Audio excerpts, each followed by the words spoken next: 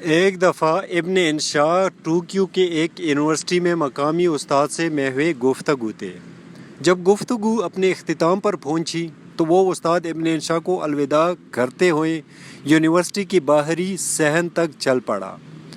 اب بھی یونیورسٹی کی حدود میں ہی تھے کہ دونوں باتیں کرتے کرتے ایک مقام پر کھڑے ہو گئے۔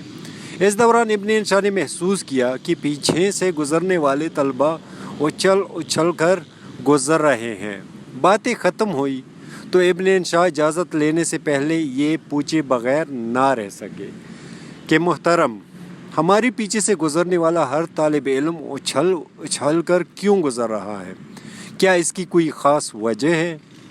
ٹوکیو یونیورسٹی کے استاد نے بآواز بلند کہا لگایا اور ابن انشا کو بتایا کہ سورج کی روشنی سے ہمارا سایہ ہمارے پیچھے پڑ رہا ہے اور یہاں سے گزرنے والا ہر طالب علم نہیں چاہتا کہ اس کے پاؤں اس کے استاد کے سایہ پر پڑے، اس لیے ہمارے عقب سے گزرنے والا ہر طالب علم اچھل اچھل کر گزر رہا ہے۔